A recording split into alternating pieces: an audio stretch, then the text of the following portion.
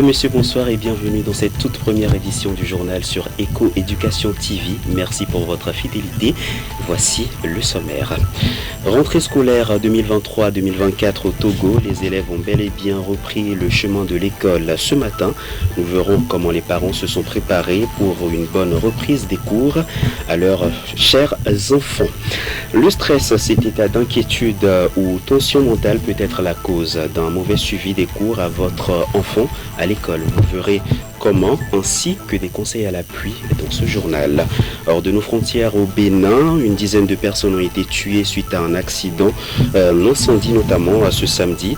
Plus de détails dans un instant. C'était là les titres, le développement tout de suite. Les apprenants ont bel et bien repris le chemin de l'école aujourd'hui au Togo, une rentrée marquée aussi par de nombreuses innovations du gouvernement togolais, entre autres, l'investissement du capital humain, le recrutement du personnel d'encadrement, sans oublier l'introduction de l'apprentissage de l'anglais aux cours primaires. Qu'en est-il exactement des parents? Comment se sont-ils préparés à leur niveau pour rendre cette rentrée effective à leurs enfants? Notre équipe a recueilli quelques avis et vous propose cet élément. Pour une bonne reprise et la réussite de la rentrée scolaire, c'est une chose évidente pour les parents de préparer les fournitures scolaires pour leurs enfants. C'est une chose aisée pour certains parents, mais pas pour d'autres. Vraiment, ce n'est pas du tout facile. Ce n'est pas du tout facile. On se gêne de gauche à droite, ça ne va pas. Et vous voyez, c'est jusqu'à la fin de l'heure que nous sommes arrivés au marché. Et c'est vraiment très difficile. Et surtout avec la cherté des cahiers, tout ça là. Nous qui avons beaucoup d'enfants, qu'est-ce que nous pouvons faire? On ne fait que acheter quelques cahiers et on va voir ce que ça va donner.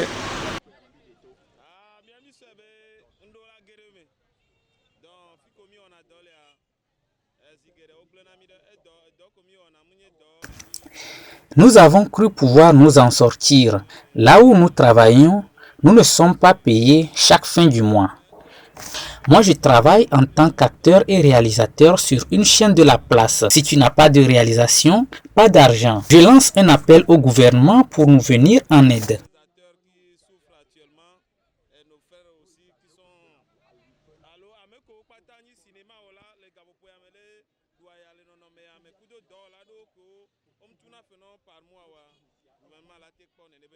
Il a fallu pour certains parents d'attendre jusqu'à la dernière minute pour faire les achats. Ce n'est pas nous qui l'avons choisi. Nous avons juste fait les choses en fonction des moyens que nous avons. Une réelle course à l'armement pour chaque parent. Toutefois, la rentrée scolaire a pu.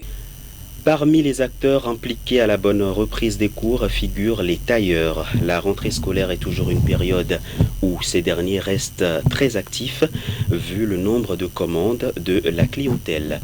Je vous propose de suivre ce reportage de Daniel Ouatier et Joël Moto. Toujours pour la bonne reprise des cours, la conception des tenues scolaires demeure une préoccupation majeure pour les tailleurs. Satisfaire les clients à temps. Une réelle épreuve que cette couturière a su surmonter.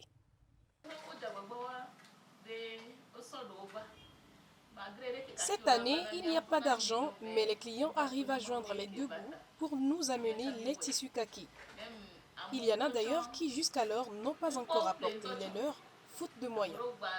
Nous nous défendons du mieux que nous pouvons, grâce à Dieu.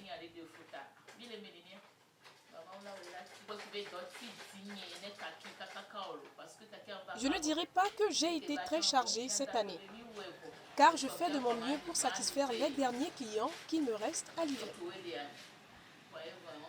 Si pour certains tailleurs, rester dans la course est une chose facile, pour d'autres, c'est une réelle épreuve.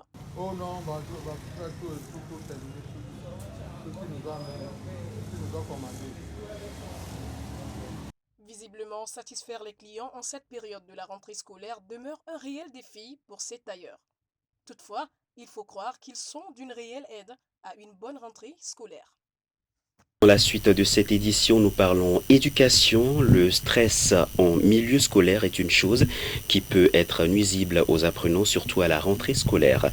Comment reconnaître les signes d'un tel stress et comment le gérer? Un dossier santé et bien-être proposé par Nadine Noufoudi et Francis Souglou.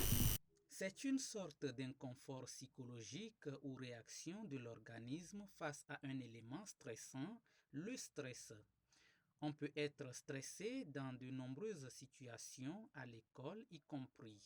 À la reprise des cours, il s'avère utile pour les parents de reconnaître les signes de ce problème qui peuvent ouvrir des répercussions sur les comportements de leurs enfants.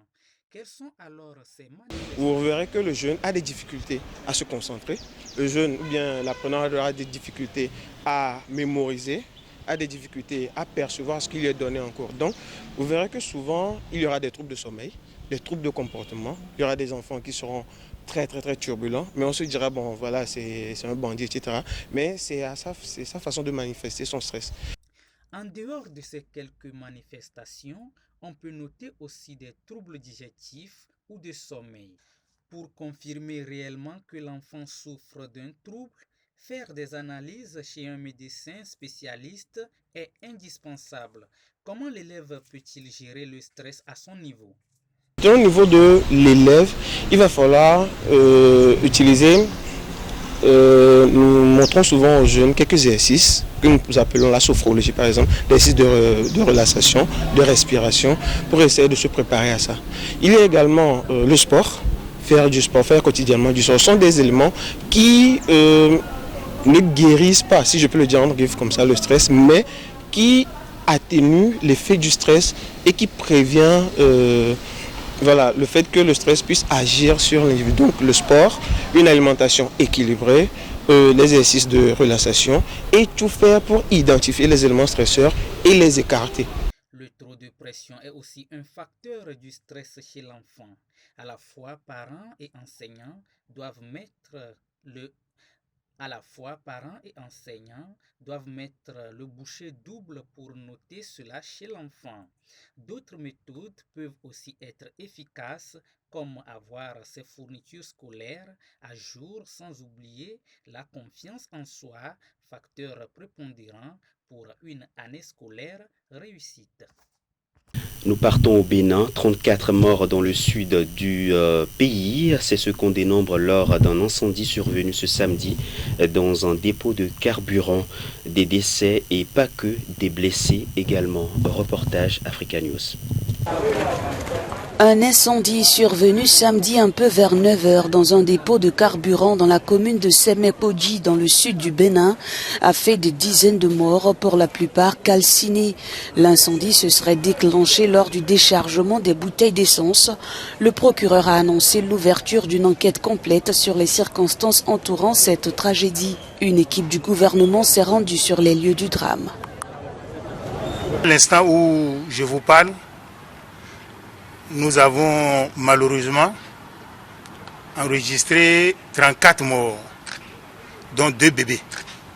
C'est des morts calcinés, puisque la cause de l'incendie, c'est le carburant, notamment le carburant de la contrebande. Et nous avons aussi enregistré 20 malades, 20 blessés de gravité variable. À l'heure actuelle, nous avons pu stabiliser l'ensemble des brûlés, dont 12 sont vraiment dans un état critique et sont en service de réanimation. Il faut dire que avec l'intensité de l'incendie, les niveaux de brûlures vont parfois jusqu'à 100% de la surface corporelle touchée. C'est vous dire le degré de gravité des cas que nous avons devant nous. Une cellule de crise a été installée afin de renseigner les parents des victimes, recueillir les informations permettant d'établir la cause exacte de l'incendie et déterminer toute responsabilité criminelle éventuelle. Toujours à l'international en France, dans la lutte contre le harcèlement scolaire, le gouvernement va faire face à son prolongement sur les réseaux sociaux. Plus d'informations sur cette mesure dite couvre-feu numérique dans ce reportage de nos confrères de TF1. Et contre le harcèlement à l'école, le gouvernement va s'attaquer à son prolongement sur les réseaux sociaux. Première piste envisagée, confisquer le téléphone de l'élève harceleur. Cette mesure interviendrait dès le début d'une procédure judiciaire et pourrait prendre la forme d'un bannissement numérique de 18h à 8h du matin. Le seul bémol que j'émets, en tout cas sur cette mesure, c'est que ce couvre-feu numérique, il va être mis en œuvre et appliqué par les parents finalement. Mais on aura peut-être des parents qui auront déjà peut-être moins, pas forcément d'intention, mais la capacité de contrôler. La mesure semble en effet difficile à appliquer. Les faux comptes existent aussi, donc ils pourront toujours exister.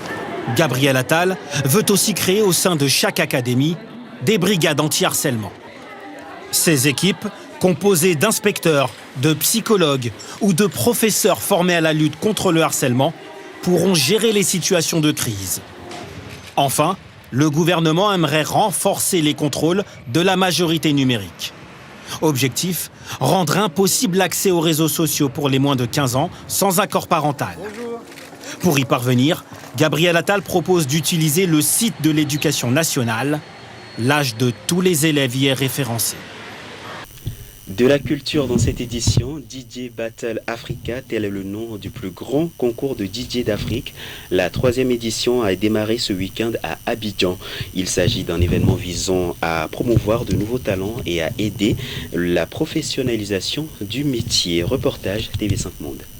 DJ Q d'Algérie. 2 participants pour un duel, une centaine de danseurs qu'il faut ambiancer lors de 3 épreuves.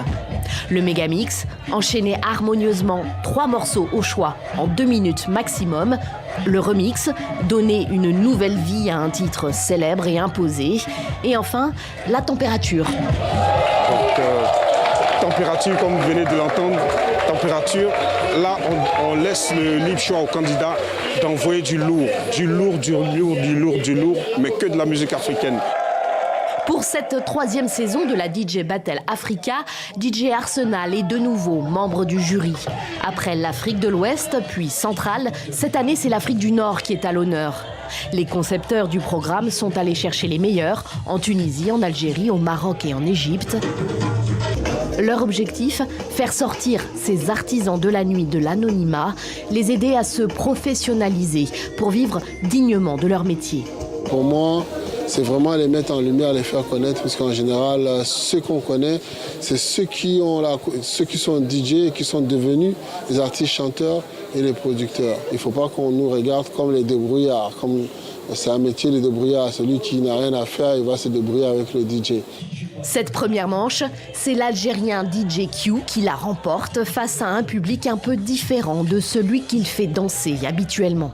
C'est très très difficile, très stressant d'être face à un nouveau public et en même temps, la première étape de la compétition, passer en premier, ça reste quand même assez stressant. C'était un peu compliqué, mais vu que je joue déjà un peu d'afrobeat, donc ça va, je peux me sentir un peu dans mon élément. L'émission est tournée dans ce studio de Cocody Palmeraie à Abidjan, transformé pour l'occasion en boîte de nuit. Le public de danseurs est l'un des ingrédients essentiels du programme. J'ai aimé les mix des 2 DJ, en tout cas, ça m'a permis de m'amuser autrement que le coupé-décalé. Sinon, on n'a pas habitué ici en Côte d'Ivoire le coupé-décalé, sinon ça m'a permis de m'enjailler, comme on dit ici en Côte d'Ivoire. Cette 3e saison est enregistrée toute la semaine à Abidjan, où la gagnante remportera 1 million de francs CFA, du matériel et une formation. Diffusion prévue en janvier sur TV5 Monde, puis sur une... Nous clôturons cette édition avec cette information. Le mois du consommé local aura bel et bien lieu cette année, encore au Togo. Du 1er au 3 octobre, l'événement qui vise à promouvoir les produits locaux aura pour thème « Quelle stratégie pour stimuler la consommation des biens et services locaux ?» Organisé par le Togo en collaboration avec la commission de l'UEMOA, cette 4e édition sera marquée par des consommations sur la qualité, la certification des produits et la contribution des laboratoires d'analyse à la compétitivité des produits et services. Le ministère du Commerce affirme par ailleurs que ces éditions précédentes ont eu des retombées positives sur les acteurs de la chaîne de la consommation locale, comme l'augmentation de leur chiffre d'affaires ainsi que de leur personnel. Point final à cette édition. Merci à ceux qui ont contribué à la bonne marche de cette édition. Merci également à Fabrice Souglo pour la réalisation. Je vous retrouve demain, toujours dans le 19h45 sur Éco Éducation TV. Excellente soirée à tous.